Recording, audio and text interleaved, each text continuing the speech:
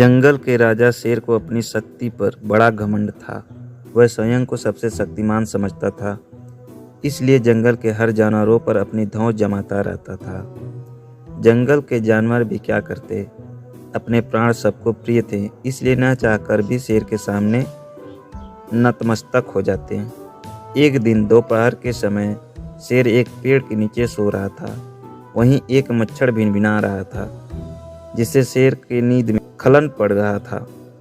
वह एक मच्छर से बोला, ए मच्छर, देखता नहीं मैं सो रहा हूँ, भाग यहाँ से, नहीं तो मसल कर रख दूंगा। मच्छर बोला, क्षमा करे वनराज, मेरे कारण आपकी नींद में व्यवधान हुआ, किंतु आप मुझे ये बात नम्रता से भी कह सकते हैं। आखिर मैं भी इस धरती का जीव हूँ। अच्छा, तो तू छोटा सा मच्छर मुझसे जुबान लड़ाएगा? और क्या गल कहा मैंने? तुम मच्छर हो ही ऐसे कि कोई भी तुम्हें यूं मसल दे।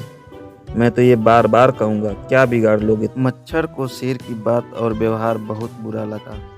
वह अपने साथी मच्छरों के पास गया और उन्हें सारी बात बताई। सभी मच्छरों को शेर की बात चुभ गई। उन्होंने तय किया कि इस संबंध में एक बार सब मिलकर शेर से बात करेंगे। सभी मच्छर शेर के पास पहुँचे और बोले, वनराज, हमें आपसे बात करनी है। जल्दी बोलो, मुझे तुम जैसों से बात करने की फुर्सत नहीं है। वनराज, आप होंगे बहुत शक्तिशाली, किंतु इसका अर्थ ये कतई नहीं है कि आप अन्य जीवों से प्राणियों का मजाक उड़ाएं या उन्हें नीचा दिखाएं।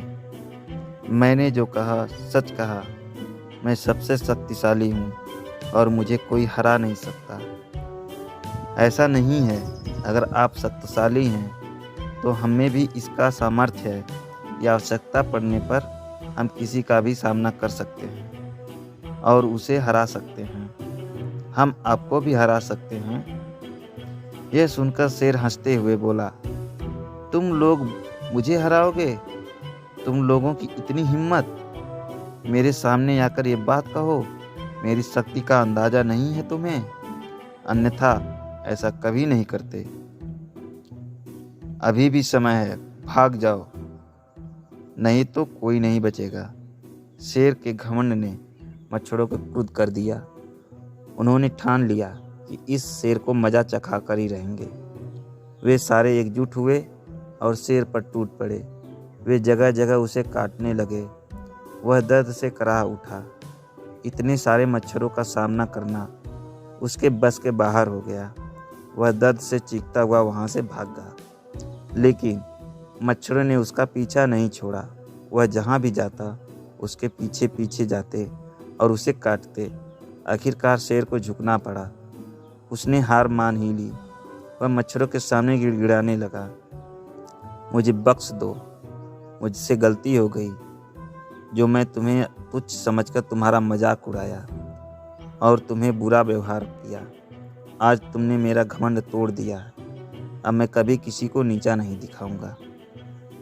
मच्छरों ने शेर को सबक सिखा दिया था, इसलिए उन्होंने उसे काटना बंद कर दिया। वे बोले, घमंडी का घमंड कभी न कभी अवश्य टूटता है। आज तुम्हारा टूटा है। घमंड करना छोड़ दो, अन्यथा एक दिन ये तुम्हें ले डूबेगा।